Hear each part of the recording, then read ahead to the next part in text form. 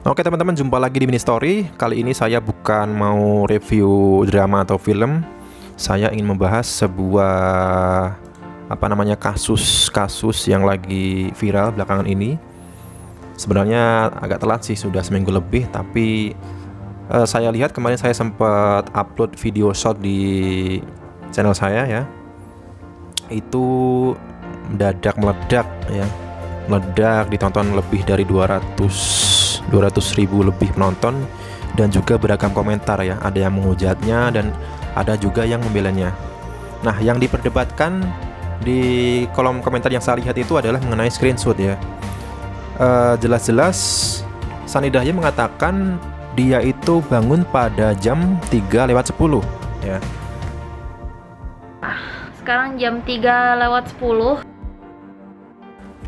Namun ketika dia menunjukkan jadwal sahur itu dengan screenshot di HP-nya, itu terlihat ada sebuah tampilan screenshot yang saya lihat itu tidak full ke layar ya, karena ada tampilan 2 jam di sini.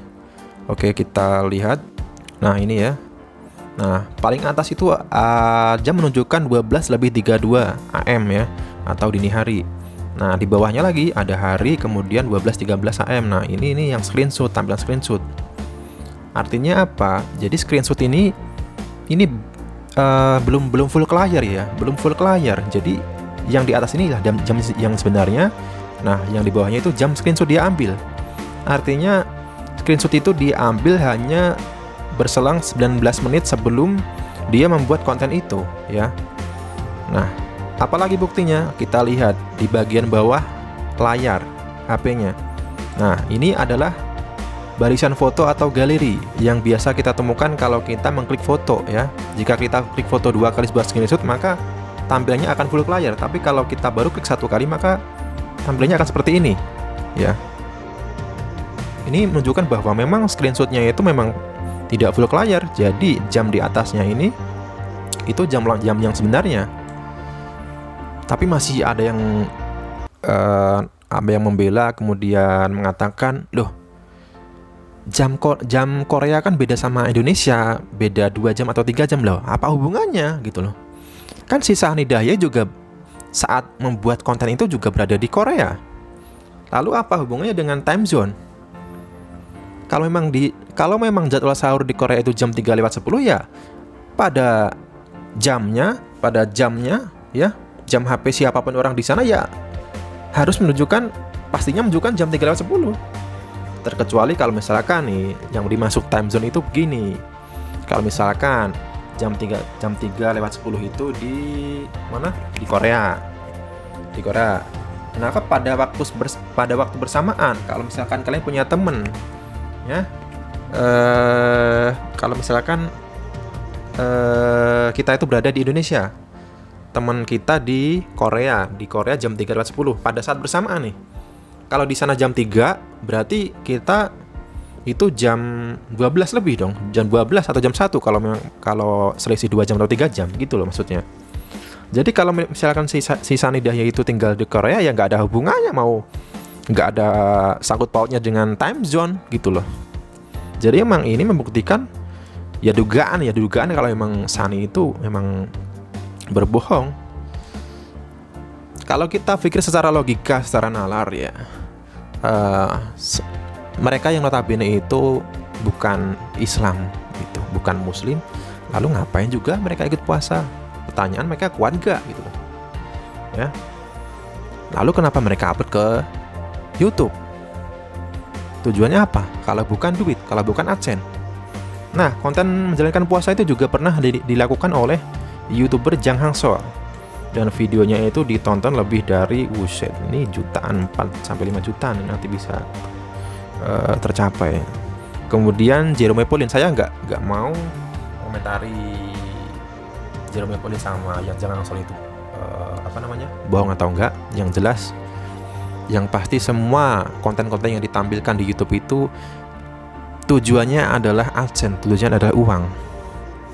Tapi yang tidak bisa dibenarkan di sini adalah ketika mereka memperoleh uang, mencari uang ya, itu dengan memanipulasi atau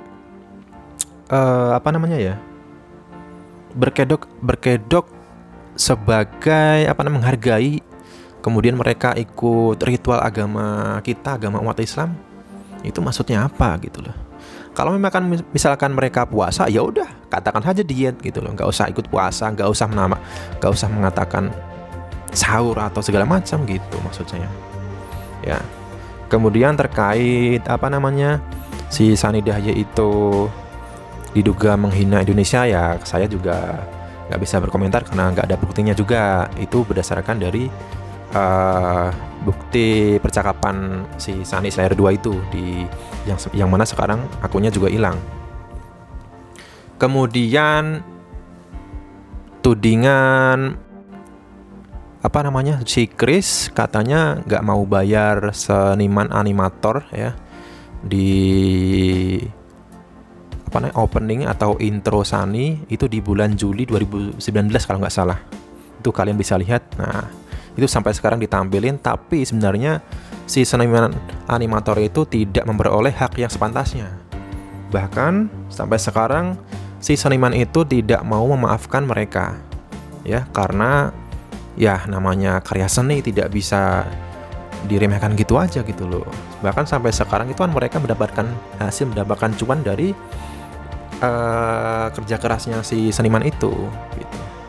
Oke teman-teman, mungkin itu aja karena saya sebenarnya risih melihat atau menonton komen-komenan yang sebenarnya tolonglah untuk netizen Indonesia lebih smart sedikit, lebih cerdas sedikit kalau komen atau mengagumi seseorang. Jangan terlalu overproud sama orang-orang luar negeri, orang bule yang ya wajar gitu loh. Kalau mereka misalkan lama tinggal di Indonesia, bahkan dari kecil bisa bahasa Indonesia, apa hebatnya, apa yang kita kagumi.